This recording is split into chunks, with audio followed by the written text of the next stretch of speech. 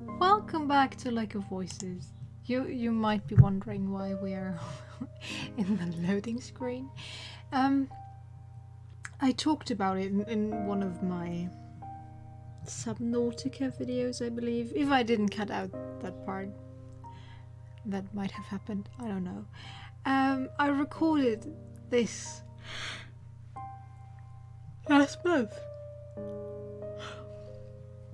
But then my laptop decided to stop working and I had to reinstall Windows and everything else.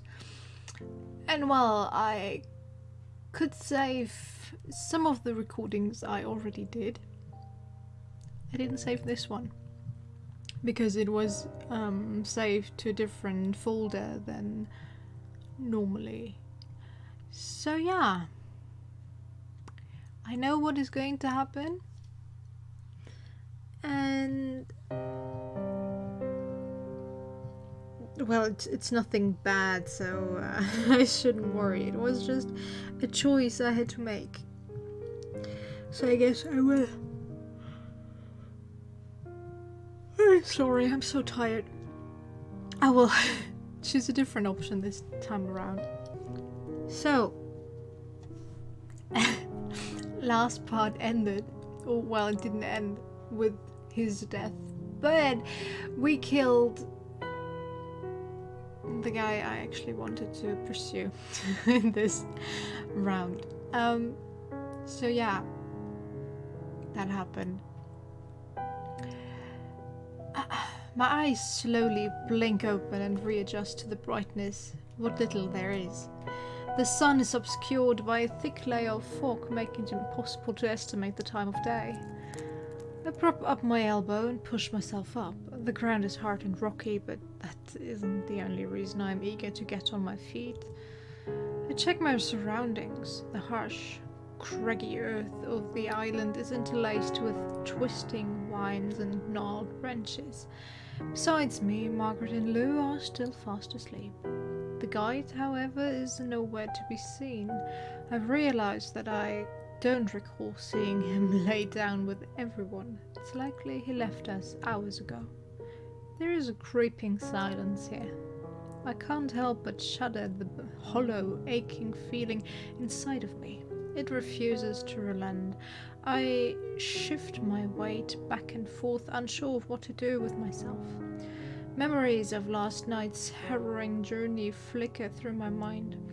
I notice the others begin to stir. Margaret accidentally knocks Lou as she gets up, awakening him as well. My mouth opens, then shuts, and after a moment of fumbling, a word finally escapes. Hello. Hello to you. Margaret greets me as she rubs her eyes. It seems to be due to trouble adjusting to not having her glasses rather than grogginess. Behind her, Lou remains on the ground. I know the feeling. I had to go around without glasses for about 2 days. It's super hard. For those that do not wear glasses, be glad that you don't need them, really. It can be a pain. It's actually nice to have them if everything works, but if you lose them for some reason or they break and you have to wait until they're repaired, joke's on you. We should eat something soon. I don't trust what is on this island, so I'll have to split my supplies with Lou. I admit, for a trip of this length, I could only manage to carry the minimum, so I don't have much to share. However, you shouldn't be the only one who gives something up. Actually, Margaret, you do not look like you have anything except for that lamp with you. But okay, thanks for sharing. Don't worry about me. I'm fine. I'm not hungry. Lou's back is turned against us. He still hasn't gotten up out of the dirt. You won't make it very far if you don't have something to eat. Lou buries his head deeper into his knees as he curls into a tighter ball. No thanks. I wonder when the last time he ate even was. Considering where we found him, he could have been out over Sinlos for more than a day. Yet, he has nothing with him. I'm concerned about that as well. But I know it can be difficult to force yourself to eat after something traumatic, and I'm afraid I'm not very skilled at encouraging others. There's a stinging sensation inside of me. That was not something I ever needed to do because he was there. Margaret and I both frown. A distinct rustling of the leaves around catches my attention. The guide appears, emerging from the thicket. Margaret seems to be a little uncomfortable at his return. Lou doesn't notice. The guide nears us and begins to speak. The Nixie will not tread on land in daylight. However, being near the shoreline is still dangerous. If you leave the center of the island, remain cautious. Thanks. I should sleep more seriously. Before the sun sets, I will be in this area. It would be wise to meet me here before nightfall. Sure thing. And just what needs to be done over in those woods that cannot be done in the brush here with the rest of us? Margaret, you do not want to know. I am sure of that. Despite Margaret's pointed question, the guide considers his piece here finished. He turns around and returns to the forested area from which he came. Besides me, Margaret releases a sigh. Are you alright? No, I'm not. Nothing is all right. And it will never get any better. Margaret sucks in a breath as she starts to get emotional. Before it can spill out of her, she turns on her heels and walks off in a direction different than the guide's. I don't try to stop her. Right, there's a choice coming up. If I should look for the guide, look for Margaret, or stay with Lou. I believe I chose to stay with Lou, and I'm not sure if I should build up my relationship with Lou, with Margaret, or well, the guide. Even though I'm not sure if building up my relationship with him will give me anything. But yeah. The guide is actually the most intriguing character, but since I don't know if I can actually date him, it's like, alright, I could try to get into his good graces, but then again, I don't know if it helps at all. Sure, that is part of a visual novel. You don't always know if you can woo a character, and sometimes there are secret characters that you can pursue after you finished every last round, every last person you can possibly date. Sometimes you have to get all the happy endings, sometimes you have to get all their endings, so happy, normal, and bad ending. Or in case of Amnesia, you have to get all bad endings and the good ending, and the bad endings lead to your death in 99% of the time. So yeah, no, actually I believe it's 100% of the time you're dead. Yeah. That is something else.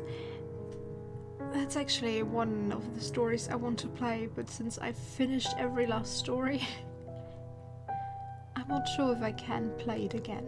I'm someone I can play a game once, maybe twice, but if I have to come back and read the story over and over again, I just can't get into it. I remember most of the story and I can't get back into it, and I keep wondering why I'm doing this to myself, why I'm wasting my time. It's also the same with books. If I read a book, that's fine. I can read it twice and I will skip the parts that annoy me and skip to the part that I actually want to read. Sure, I forget things, especially names. If you ask me names of people that were part of the book, I'm like, what? Who are you talking about? Is it the guy that did that and that? Then I know you mean, but a name? No, thank you, but no, I can't. Just can't. Right. Let's get to the choice. And actually, let's go for Lou. Lou meekly calls to me. I turn around to face him, though I don't speak. He's standing some distance away. He fidgets and glances over to the side before returning his gaze to my eyes. He gestures for me to come closer. I comply. He begins to whisper at me, but he fumbles with his words and I can't make out anything he says. I look at him inquisitively. Finally, he speaks up enough to be clear. I'm sorry for what happened last night. Sure. He speaks quickly as he looks up at me, eyes filled with sorrow. He shifts his focus downwards. You would have been better off without me. Maybe. It's not your fault. Don't lie, Kika. My words come out hollow and empty. I mean what I say, but cannot find the energy to make it seem It convincing. was closer to being my fault than anyone else's. I wasn't supposed to be here, and all I did was get in the way. The guide was right about me. I knew from the beginning that it would be like this too. I never should have stayed. Why were you out there anyway? Finishing his thought, he sniffles as he turns away. Suddenly, I feel a strong surge of emotion rip through me. Everything is falling apart and I do not have the power to change this. Quietly, I speak. Wait. Lou stops moving. He doesn't turn to face me.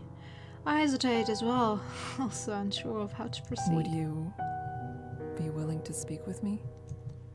He turns around to face me and his eyes are brimming with tears. He smiles slightly. I could do that. Sure. I find the will to smile lightly back at him. Lou walks closer to me, then pauses. After watching me for a moment, he turns his eyes to the ground, waiting for me to do something. I just stare at him unsure. After a brief silence, I finally sigh. Lou, can I ask you a difficult question? He flinches. I don't think I'm the person you want to ask difficult questions. No one else can answer this one. It's about you. Oh, in that case, I'm really not the kind of person to give good answers. By his tone, it seems like he's trying to make light of the situation, but to me, it still just sounds sad. I understand. He squeezes his eyes shut and gives me no reply. Despite being clearly frustrated, it doesn't look like it's me he's upset with. Soon, he reopens his eyes, looking directly at You me. can ask me anything. I'll try to answer. Thank you. But I hope you have a lot of patience. Well, if you force me to, I will. Actually, I'm quite the patient person. I just hate waiting at the doctor's office. Even though, I have to say, since I've got my phone, I've gotten way less patient. If I have nothing to do, my phone is almost out of battery, and I don't have a book with me, I get very impatient very quickly, even though I was used to not having stuff like that. Well, he smiles slightly. Thank you. Thank you. So, what do you want to know? Have you lost someone in the lake? Lou stumbles back a few steps from shock. I'm sorry for prying, but when we found you, it seemed like you were apologizing to someone. And the way you've acted since makes me think that something is wrong. Something beyond even being out on Sinlos.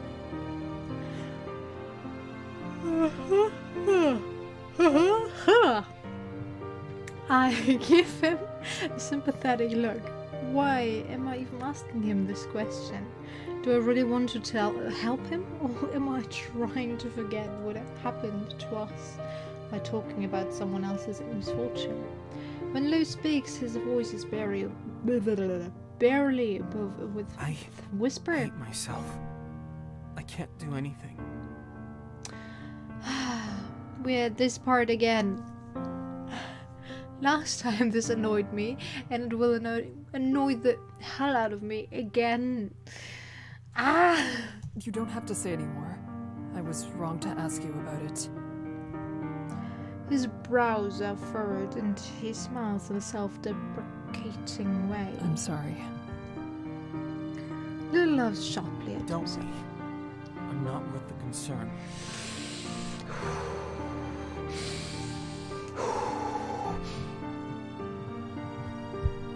Alright. I will tell you again what I said last time. Nobody is worthless. Nobody. Everybody has their worth. Everybody has someone who they love and who they are loved by. Everybody will be missed by someone, and everybody should know a way, find a way to love themselves, because that is the most important part. If you can't love yourself, you can't really share your love with everybody or somebody else. So, if I show concern, I mean it. And I saved you, Lou.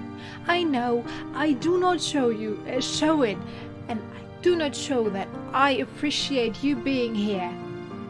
And I am quite sick of hearing you put yourself down, even though we lost Bamel because of you.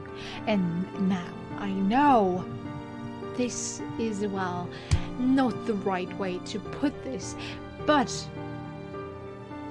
I saved you and I lost a dear friend. Well, our character did. I lost the person I wanted to pursue, so I am quite angry. And hearing you telling me that I shouldn't have saved you makes me quite angry. Great. Done. How can you say that? What have you done that was wrong in this moment? It was only my mistake. You think that because you don't know? I do not believe you. Lou's eyes bore into me. I'm not upset because I lost someone out here. I'm upset because I can't bring myself to lie about it. What? You gave me the perfect opportunity to cover up the pathetic truth of what actually happened. All I had to do was go along with your assumption. But when you're so direct, I can't keep my thoughts hidden. I'm too afraid of making a mistake and having the lie uncovered somehow. He stares back at the ground and Why sighs. do I have to be so terrible at this? Bewilderment rings through my mind, one ear to the other. His words stir all sorts of baffling, jumbled emotions in me that battle it out for supremacy as I walk.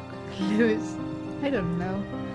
Without looking up, Lou shakes his head. See? You shouldn't waste your sympathies on someone like me. You should have left me to die.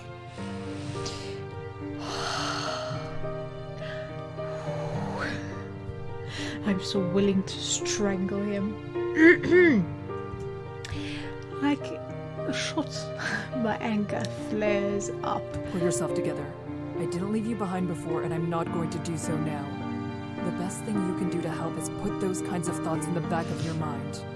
Or what? I won't make it to the other side? Lou laughs bitterly, his smile almost cruel. If I thought joining you was a way to stay alive, I would have acted much differently.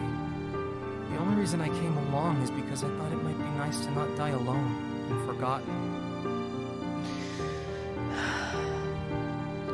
My words sputter and die on my tongue. Lou continues his speech, ignoring my The reaction. guide really didn't know what he was saying before. I asked him if I could go out on the bridges in the past. He told me not to.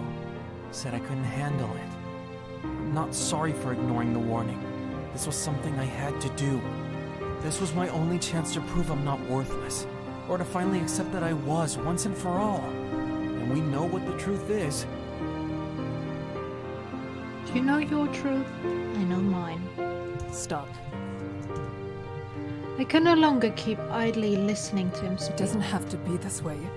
You said yourself that it isn't over until it's completely over. There's still a possibility that...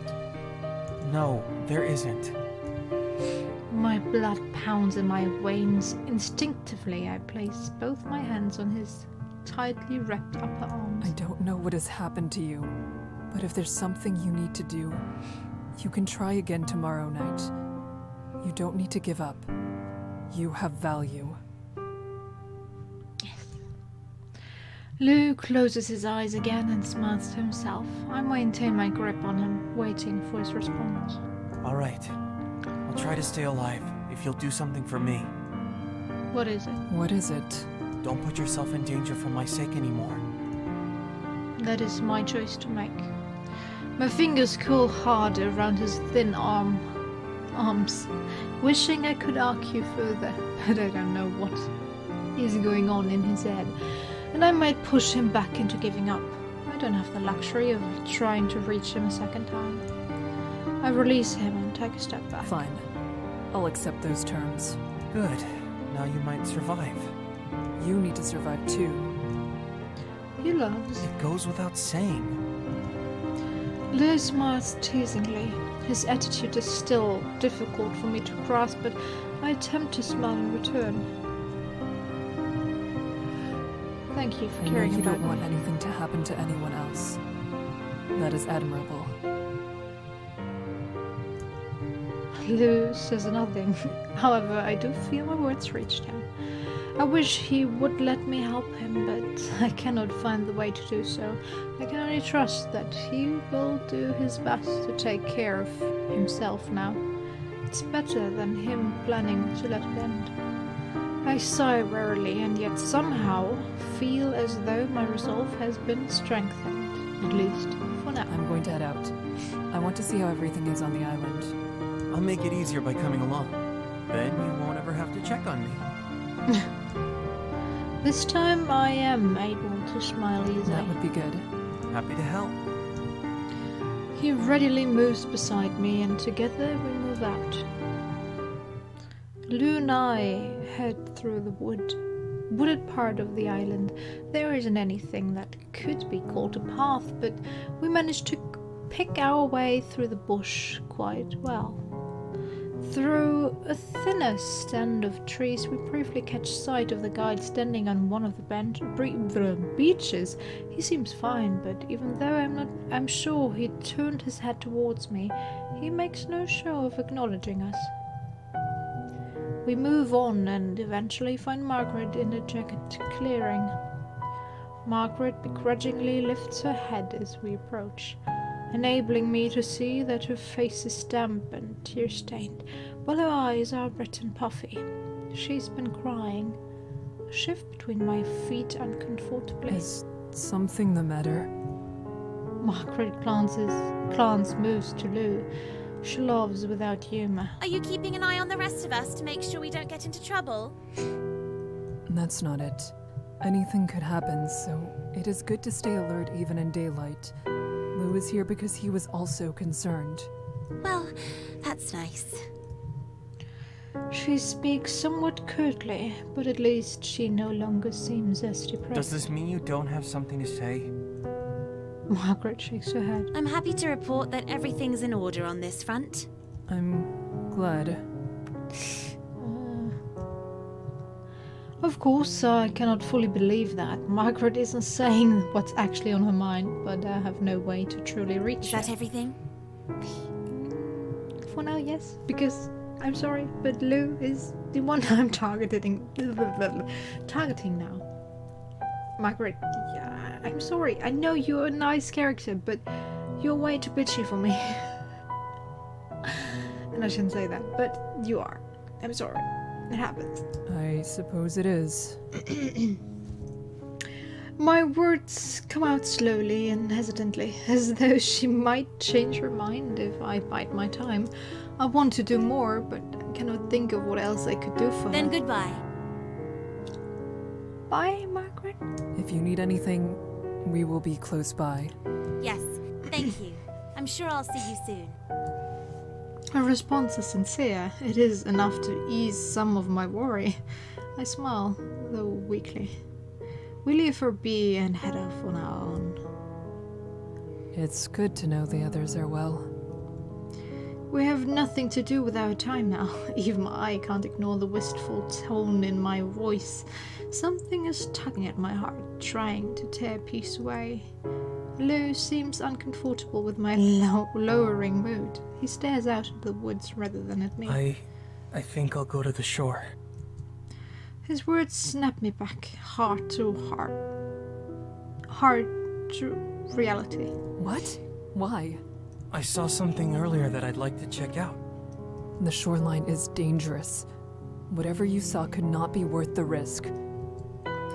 Lou actually laughs, a sudden sound that's as close to snickering as it is to sputtering. Watching a Nyx drag itself across the shore in the middle of the day would be worth the danger, in my opinion. I give him a humorless, reprimanding look. I feel weakly, like I have used this face to dissuade pets and young children from behaving poorly in the past. I was only joking. Thankfully, it seems to work on grown men as well.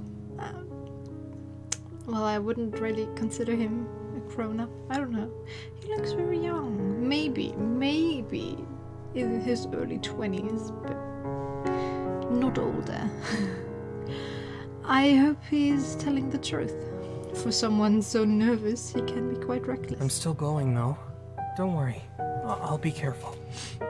We talked about this. Sure. He gives me a self-effacing, lopsided smile. You said you didn't want to make me watch out for you. I'll be back soon. You won't even notice. I sigh. Part of me wants to keep lecturing him on how serious this is.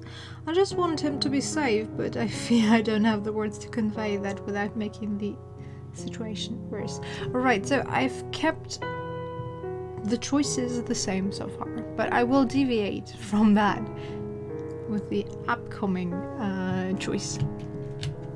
Just so you know. That means Fine. Yep. I will come. Lou brightens. Yep, last time I took Margaret with us and he got a bit jealous, so yep. Since I decided to pursue Lou, I guess we have to exclude Margaret for now. Lou brightens. Of course you can come. I'd enjoy that. I get the feeling he was hoping I would say that. It is not as though I don't want to be around him. The farthest thing from it, it's the activity itself that's the problem. Despite my reservations, we head to the beach. Lou strides easily across the sand, his bare feet sinking down in the loose grains as he stretches his arms contentedly. It is so much nicer out here. I make sure to stay close behind him, but just in case, I would not want him to go off on his own. Lou notices my position out of the corner of his eye. He isn't so distracted that he's forgotten I'm here, it seems. He takes a wide step back so we are side by side instead. I can't help but be surprised by his assertiveness, and it makes me grin nervously. You know what I mean, right? Do I? Yes. The shore has its positives. Ooh, kick. I find it hard to navigate the loose sand in my boots, but Lou has little trouble here. There are only a few ragged bandages wrapped around his bare feet. I have to wonder how he has been faring thus far. The forest floor is rock hard and full of thorns. I clandestinely checked for any signs of bleeding. Thankfully, there are no traces of it. He probably has very, very thick soles. If you keep walking barefoot, you do develop quite thick skin. This comes from experience. I love walking around barefoot. Well, at least at home. Outside it can get quite uncomfortable, especially in summer. The old stone paths or all the little rocks and stones, and oh, it hurts just thinking about it. Right, I'll end it here with my voice giving up. I hope you enjoyed it. I know this should have been out way earlier, and I apologize, but you know me, I am busy and I lack quite a bit of motivation most of the time, and I thought, alright, I have to get to work pretty soon, but I can record before that. And I remembered I had to replay parts of the story. I was like, alright, let's get into this, be motivated and do this again, and well, decide on Lou, or well, Margaret, if I so wanted. But no, Lou it is. Guide maybe next time, but that will be my private part, my private playthrough, because I will not play this twice on camera. Well, not really camera, but you know what I mean. I won't record it twice. Sure, alright. Let's end this. I hope you enjoyed it, and I hope to see you next time. Alright. Bye bye, guys. I hope you have a great day.